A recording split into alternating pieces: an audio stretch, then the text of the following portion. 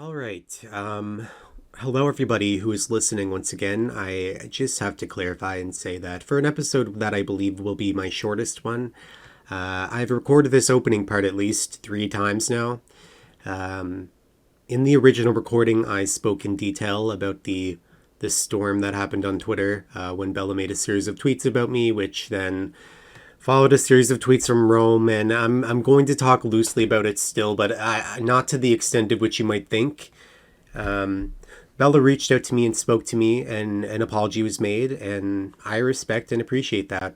Uh, so I, kind of backtracked on that episode and edited some stuff, and I just didn't want to sit here and rag on Bella or bring up the tweets because I think it just goes against the point that I'm trying to make, which is that I'm not interested in making this petty. Although I have to say, it's definitely something I've gone back and forth on a lot, and I'm not saying that I haven't been totally unpetty. Um, but there are a lot of people out there that know that if I want it to be very petty, that I have the resources to make this very very petty. Um, as I've said before, I am only interested in accountability. And obviously, this situation has blown up on Twitter a lot. People are tired of seeing it. People are frustrated with hearing about it. And quite frankly, to tell you the truth, I am equally just as tired of talking about it. You have to understand from my perspective, the only thing that I'm asking from in this situation is for money to be paid back to UFW by the people who are accountable. If you partner and work with the person who committed the fraud, knowing the fraud happened and were even informed of the fraud report, you are making yourself an accessory and suddenly it becomes your responsibility too. Um, I have other things that I want to talk about here on this podcast, and so I'm not going to be doing this anymore. Like I can't just keep bringing this up and bringing it up and bringing it up. It's not great for me. It's not fun for the mental health. It's just it does take a toll, and there this is not the reason why I launched this podcast. That's all I'm going to say. And I put all the information out there, and it is not my responsibility either to just have this, be my everyday. I'm putting an image up on the screen. I've hidden the person's identity and omitted other parts of the conversation. Again, not interested in being petty here. I just want to make it clear that I informed this person, a Fed owner, of the fraud over a year ago in 2022, and the person just continued to work with him as if nothing happened. And instead of going everything I've already said, instead of calling out people, instead of me telling you how dumb I think you are, I'm instead just going to talk about the downside of this situation on the community. I'd like to bring this tweet up that Cody Hooley made, stating that this has never been an attack on Honor or Wildfire, and that he, has people at Honor that he loves, and it's true. The only person to blame for this is the person who pocketed the 50K with no intention of making the product. Ultimately, that's the only person to blame. He brought up that this is not a Fed versus Fed drama, and again, he's right. It's not. Anytime that I've had an encounter with a Fed owner or someone from Honor, it's been nothing but respectful. They asked for a VWE ref alt that we had. I gave it to them. They asked for a schedule so it doesn't overlap with ours. I provide it. Someone from Honor orders a custom animation from my shop. I provide it. I'm going to treat everyone the same. I've reached out and given an invitation to a talented Honor to come participate in the Elimination Royale. Like, this is not a Fed versus Fed situation. The problem for me is that Wildfire and Honor have known about this, fraud, and they continue to work with Seth anyway and allow him to continue profiting from the community. And what I'm going to say is that I just think that it's bad for the community. I just feel like I personally cannot go and support shows because of who they choose to work with. And so I won't be able to discuss things that I like about, them, or generally just praise things that I've seen and that I enjoyed, which I want to do with other feds. And I will be attempting to do more on the podcast. And that invitation to the Elimination Royale, had to be withdrawn because on both sides, we both thought that it would create an uncomfortable situation. So what I'm trying to explain here is that the results of your actions have negative impact on the community, like as a whole, and it's just unfortunate. It's unfortunate that we can't all agree that we shouldn't allow theft in our community. I do think it's silly that we can't agree on something as basic as that. I've never asked for an admission of guilt. I'm not really asking for a lot at all. I just want the people in charge to understand that you have unfortunately made yourself accountable in this situation, and the right thing to do here would just to be take the accountability and just pay back what is owed, and then the situation's solved. Like, it doesn't have to be as complicated as you're making it. And I believe the little quote tweets like this make you feel like you're, standing in solitude with yourself because I'm out here trying to cancel Wildfire or something, or cancel people involved, cancel Seth, when it isn't like that at all. I don't believe in shit like that. I am willing to let go any personal issue that I have with Seth or any person, in above at Honor or Wildfire or wherever it may be. There is no personal grudge. Anyone can come into my DMs and have a conversation with me, a chill conversation. We can talk on voice, anything like that. Okay. I think that people can learn and grow from negative situations. We've all been in them. Like, hell, I have not always been the best person, myself. I've done and said things in my past, growing up in this community. I joined the community when I was 13. And I said things that maybe I wished I hadn't. And I've done everything that I personally can to grow up, and I'm sure that I still have more growth to do. And that's part of the reason why I have decided not to really bring up the whole Rome situation on Twitter. I had a lot to say about it. I was called some mean things, negative things, and I just don't think that it's worth it for me to make disparaging comments. I think what she tweeted about me was uneducated and mean. And to describe me as toxic, yet, stay silent on the whole scamming situation, it's really weird to me. And I don't need to harp on it. No hate or disrespect to Rome. If Rome comes to me and wants to talk, I will talk. I just think that with taking everything into account, the thing that is toxic here is not myself, and we know what it is. So that's that. I cannot keep talking about this every week. I can't keep tweeting about it. For my own personal sake, I think it's unfortunate that the right thing has yet to be done. I still hope that maybe someone will take accountability and do the right thing, but I just can't keep putting that on my shoulders. It shouldn't be up to me to have to tell these people, like, fraud is wrong, just make it right, because that's all I'm saying here. And so I feel like that information isn't tough to perceive. If you have like if you have like basic brain function, I just think it's easy to understand that something this wrong should be made right. Especially when it harms the community that you are a part of, a community that you are catering to, was negatively impacted by someone that you openly and choose to work with. I just think that is something that can be so easily solved. And it just isn't. Instead, little jabs are being taken about it, and it's being made into a joke, and I just don't think that it is. But that's that. I mean, you all have all the information. I really need to move on, from this sort of subject, and I can't say that this will be the last time that I talk about it. I'm sure it'll come up again, but this is not all this podcast should be. The point of this episode was to answer some questions from the community, and I am going to get right into that. And this part was the part that I recorded on Saturday.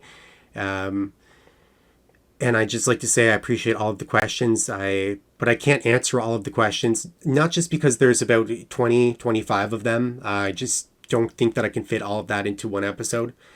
I also felt maybe some of the questions were unnecessary. Some of them came across a bit mean. Like, even if they are about people that I don't particularly get along with, I've said it before, I'll say it again. My message is not about bullying or bringing people down. Just the accountability part is all I am interested in, but a couple of these questions do get spicy, and I will still answer the questions. So back to what is recorded. Here you go. The first question I got was, what are some matches you would like to see happen in Second Life? I would really like to see done a proper dog collar match, or like a Texas bull rope. The thing is, like, it doesn't seem possible to do like a proper one.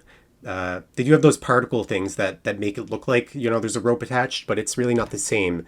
There's no like physics behind it, obviously. It's just not something that's physically possible within SL, but it would be cool.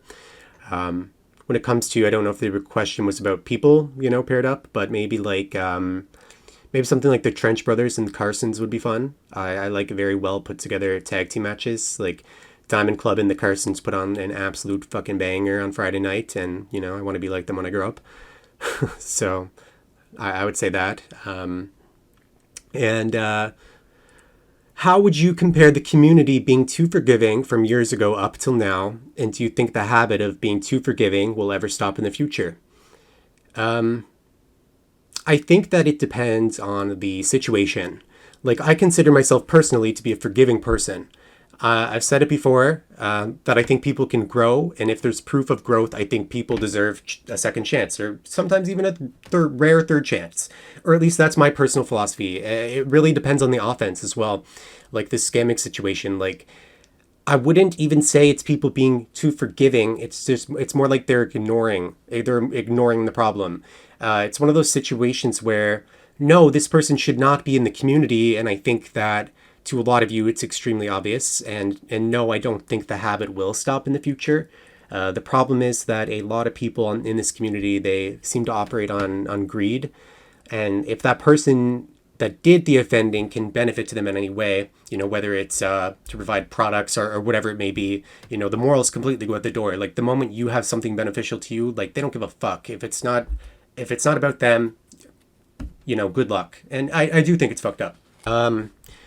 Discuss how horrible people continue to get booked in the SL wrestling community. There was a name attached to this question, listed as an example, and I originally was going to leave it in, but following my own philosophy, I'd rather just leave the name out at this time, because I can make my point for you all the same without the name there.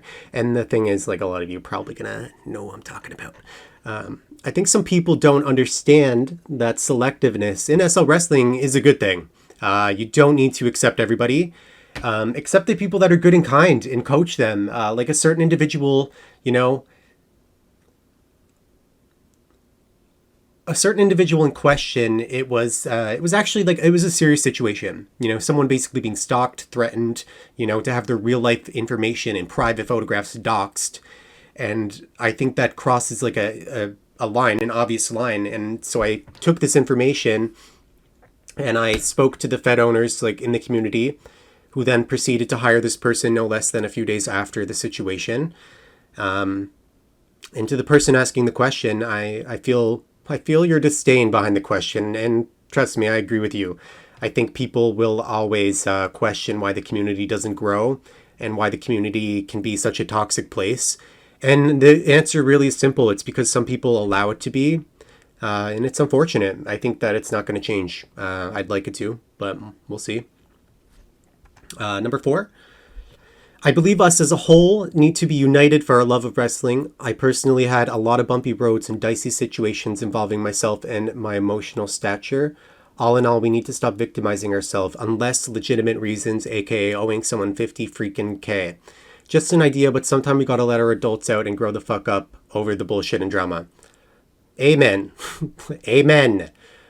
I completely agree with this question. Like, everybody will always have their own sort of idea of forgiveness. And whether you're a forgiving person or not, I'm the person who understands that life is really short, and I'm willing to look past a lot of things said to me in the past, or things said to me. I just take it with a grain of salt. But like you pointed out, yeah, the scamming of the 50K is where I cross a line, obviously. I mean, duh, you're listening. And as I said, like, if the 50K was just paid back, I think we'd all sort of just be able to move on.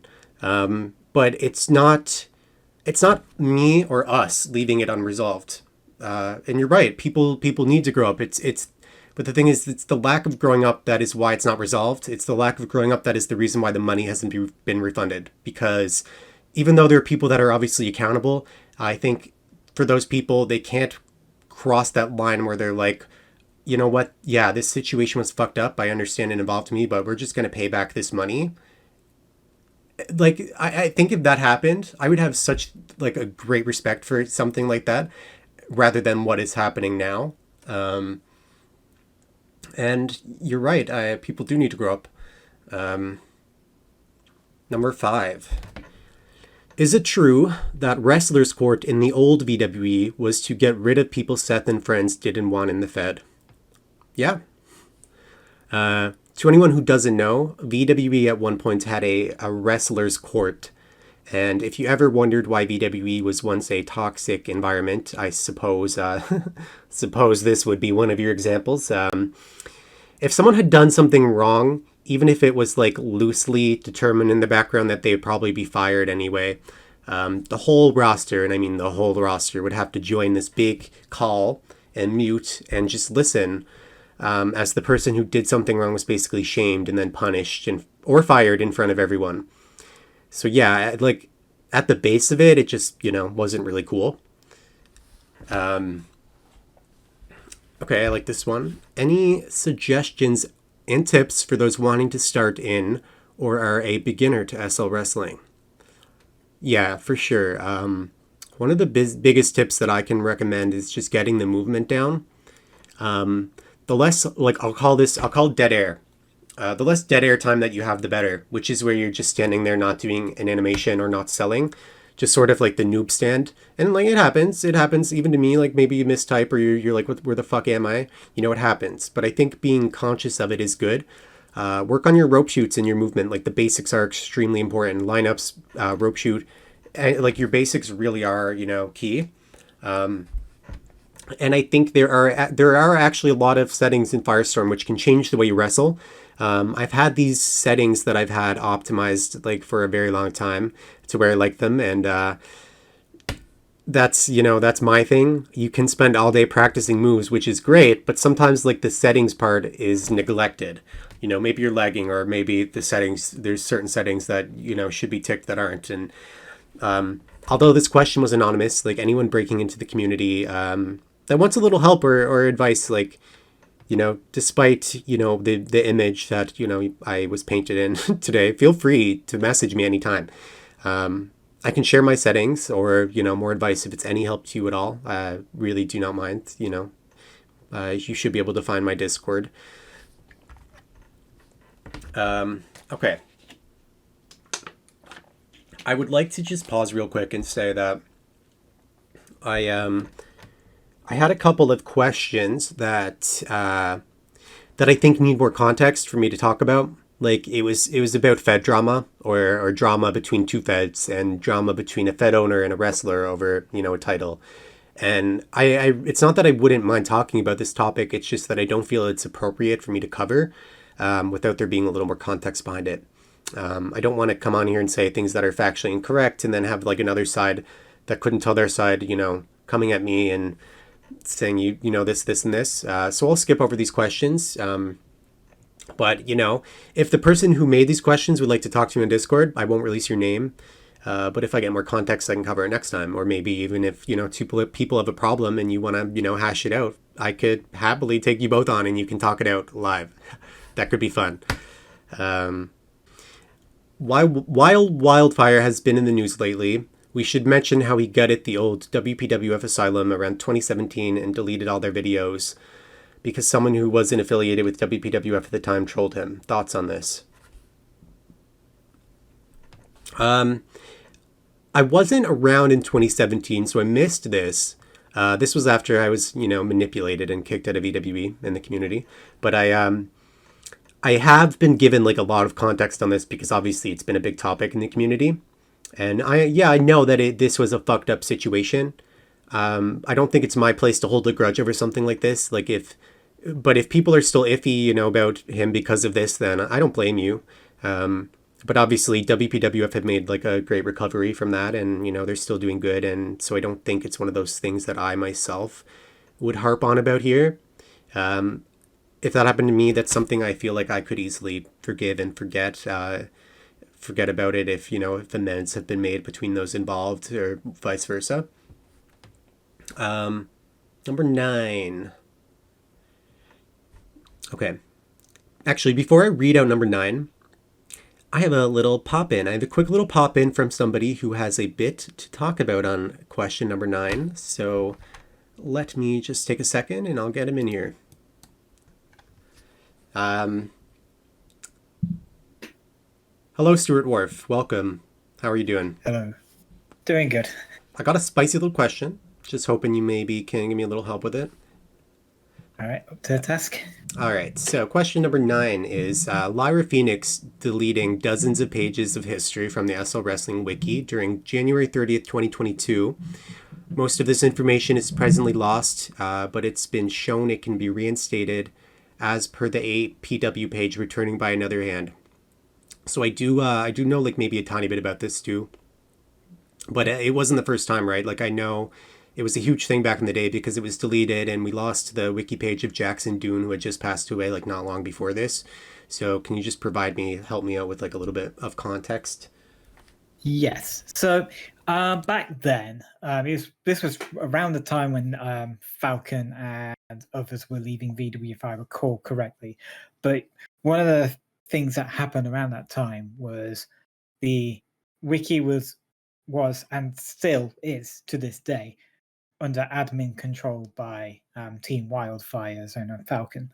And so with that, they have the authority to lock the wiki page, delete pages. They can resurrect them if they want to. It's up to their decision, although that's kind of their choice. But it was a thing where at that time, because I saw what happened, I set up a clone wiki. However, that wiki kind of, because it was a clone of the original wiki, the platform that the wiki was on essentially shut it down Yeah. because it was a duplicate, and that was a pain. Mm-hmm. Okay. However, I think the reason you asked me to be on Yes, for I know already.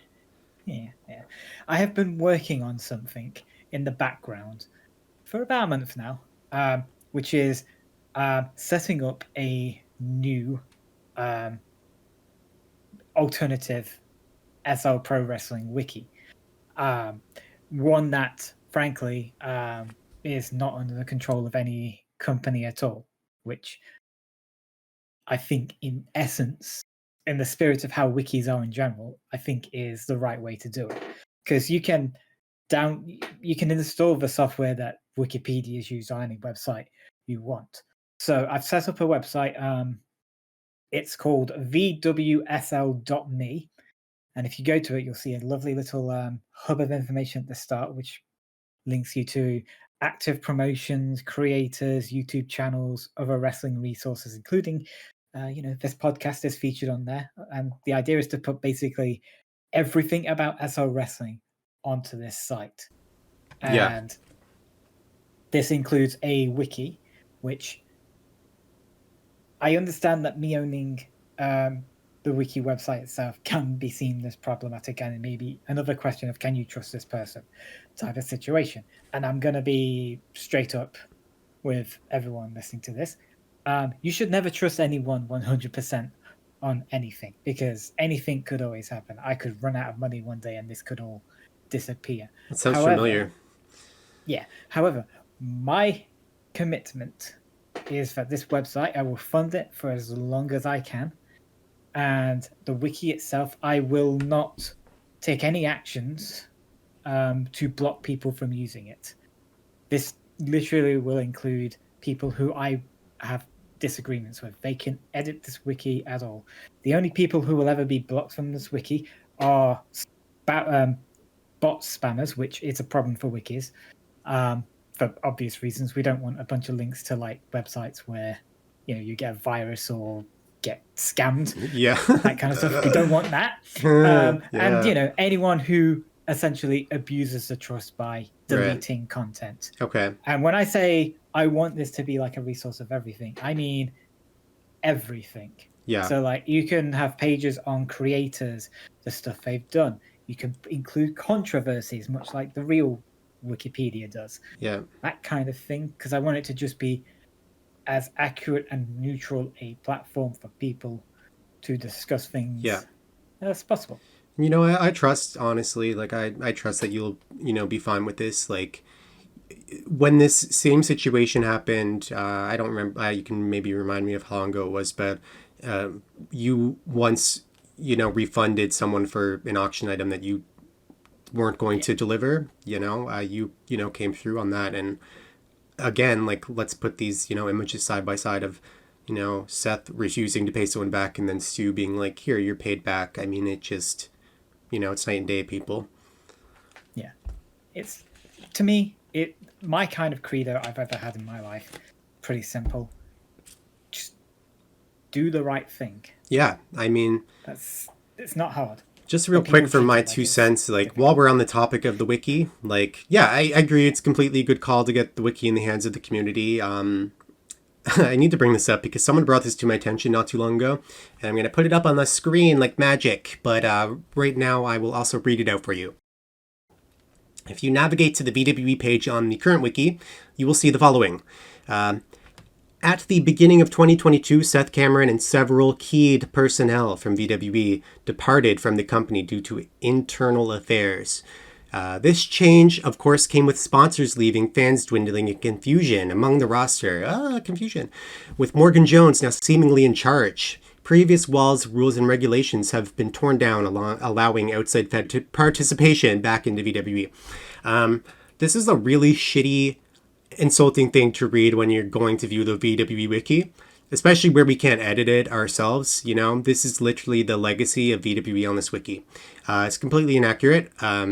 This paints a picture that people left VWE and VWE was in shambles. And while that picture isn't totally inaccurate in itself, it's the fact that we were scammed on the way out the door, And me, who was coming out of the hospital on the very day of this, of this happening, the Fed was dropped into my lap without a choice. I didn't want it. And it wasn't long into that where I told the current official leader of VWE that it was just too stressful for me to be the owner, and they took it over. But yeah, I mean, I helped get VWE back on its feet, with a bunch of incredible people who I could not have done it without, who built a sim in like a week, because we were left with an empty sim with a few days left on the tier and no money. So for this whole sponsors leaving, fans dwindling, and confusion among the roster shit, to be the thing that's on our wiki, it's insulting. It's not only insulting, but Seth had banned so many people in the community from VWE to the point where when I cleared the ban lists of hundreds of people, some people were coming back and seeing like, oh, here's a new thing that VWE is trying to do, which was for, one of the first times create a positive environment for everyone to come see. We didn't want sponsors. Fans did not dwindle. In fact, our numbers through the whole year of 2022 were consistently much higher than the average numbers in 2020 and 2021. And confusion among the roster, yeah, people were confused why we got scammed. So, Stu, thank you. I'm going to put the link to the wiki somewhere, and I'm going to show some, an image of the wiki. And if you want to let people know, where to check it out again, yeah, or anything else you'd like to add. No, just I hope everyone enjoys the new wiki. And also, there's other stuff on the website as well, which I'll probably get more into on my own personal Twitter over the next week or so. But I just hope the community just enjoys this because, frankly, I love the community enough that I just want there to be spaces where people can tell our history. I agree. Thanks. Thank you, Stu. All right. So let's get back to these questions. I'm going to take it down a little notch. Number 10, question number 10. Top 10 best Second Life wrestling matches you've seen outside of VWE. Okay, I apologize. This is going to be really tough for me because I don't get to a lot of shows and like I can't really answer this. And it's really, I want people to know that it's not an unwillingness to attend other shows. It's really just like a lack of time that I have. I would really like to get out and see more shows. I love what goes on at Roll Call. I got to UFW recently. Any of the Henry and Cody matches, or the Cody and Alex matches, always went hard at the Rogue events. And like, guys, I'm a stoner, like stoner brain. It's a real thing. And when it comes to stuff like this, where I don't get to see much from the community, like, my memory starts to lose me a bit. So I'm afraid I'm terrible at answering a question like this. But however, I will do my best. I'll revisit this, and I'm gonna try to catch some other shows. But if you have like any matches recorded, maybe one opinion or a review or something, send them to me. We'll make it happen. What's your opinion on people being in multiple feds? Do you find it can affect how they perform in each fed?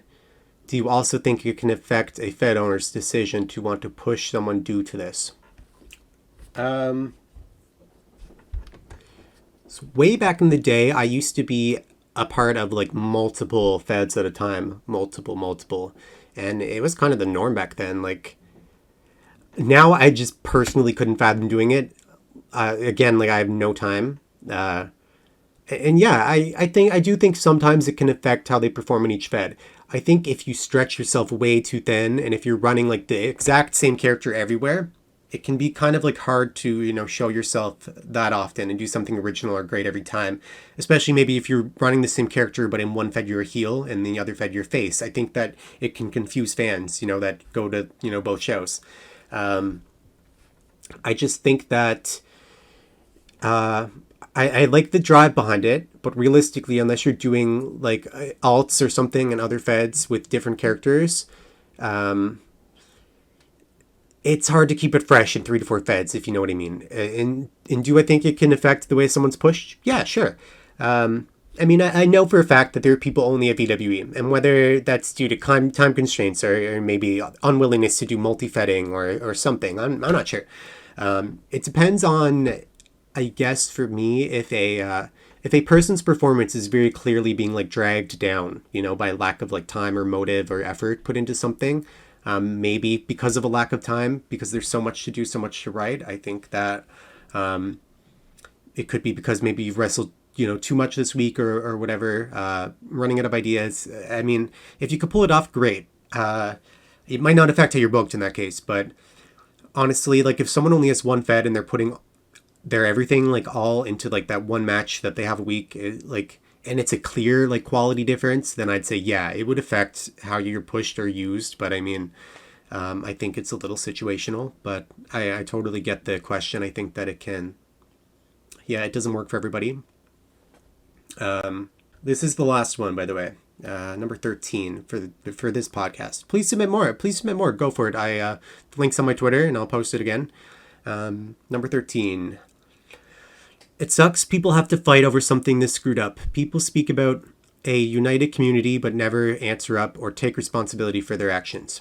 Um, we're all supposed to be grown ass adult, but some of us have childlike mentality when it comes to owning up to their shit. I have not been the best person in this SL wrestling world, but one thing I do own up to is my issues and solve my problems. Big fan of the cast, by the way. Keep it up. P.S. The Spanish Fly kicks ass. Thanks again for releasing it. No problem. Glad you like some animations and shit.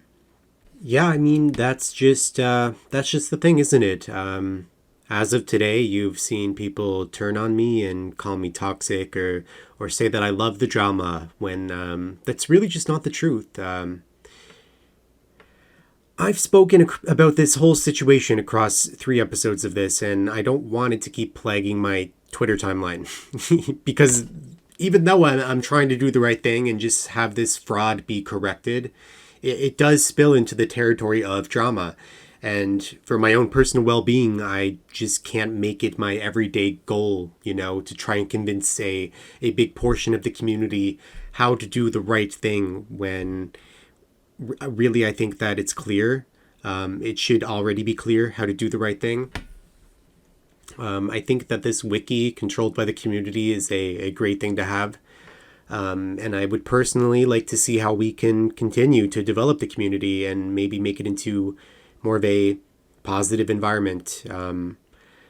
But it just seems like It just seems like it's something that's kind of far out of reach because of how much divide there is, how much divide something like this creates. And again, truly, this should not be a Fed versus Fed narrative.